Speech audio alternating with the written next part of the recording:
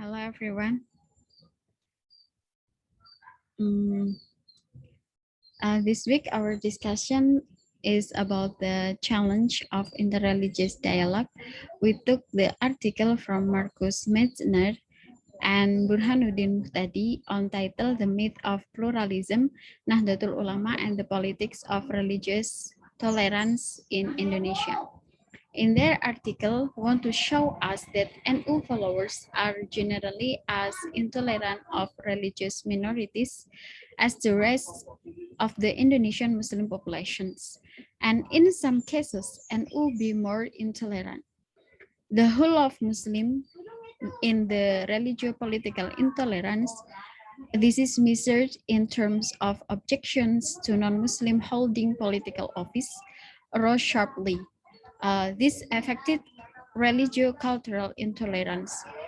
This is measured in terms of objections to non-Muslim events being held or non-Muslim houses of worship being built in Muslim surroundings, fluctuated over time.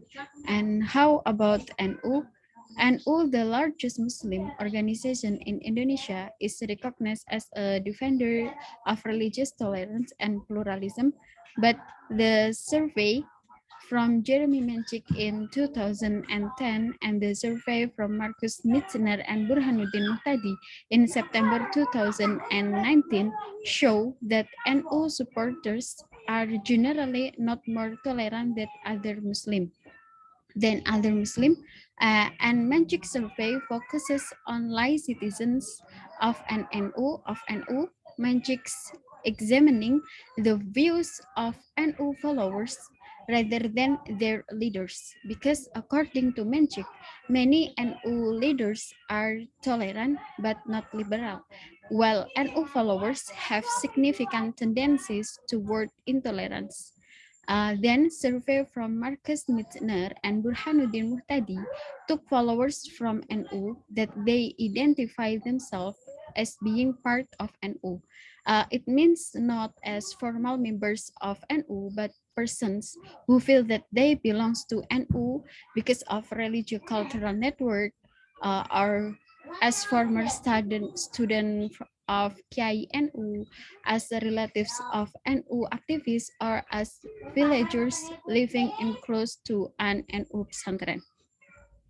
Nowadays, in the intolerance in NU against Islamist movement is just not about the modernist spectrum, but about organizational rival. NU's religio-political messaging has impacted the attitude of NU followers toward certain Islamist group. For evidence, NU stepped up its campaign against groups such as HTI and FPI, telling followers to vote Jokowi than Prabowo.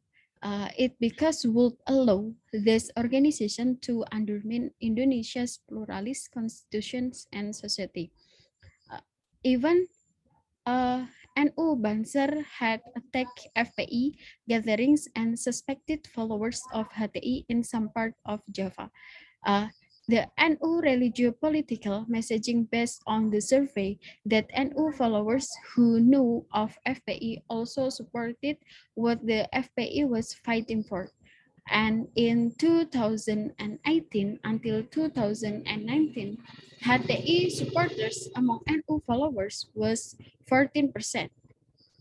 It made NU intensified campaign against those groups. Then 67% of NU respondents agreed with what NU did to limit the influence of hardline Islamist groups such as HTI and FPI.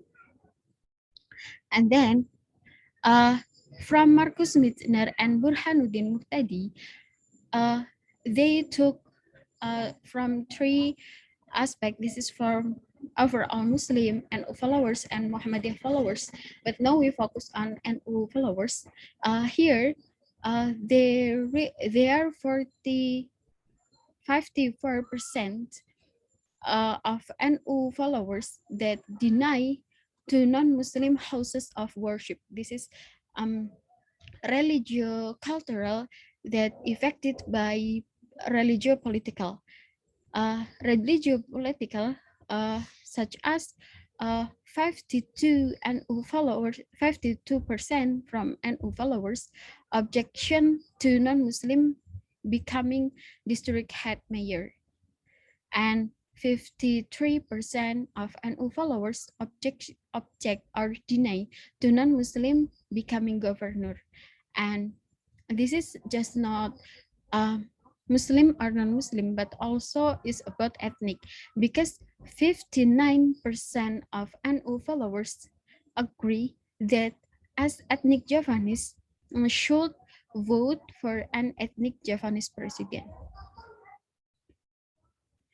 Um, that survey is evident that religious, cultural, and political attitude of NU followers toward non-Muslims are not significantly different from those held by the rest of the Muslim populations. That's all. Thank you. Let's discuss in the class.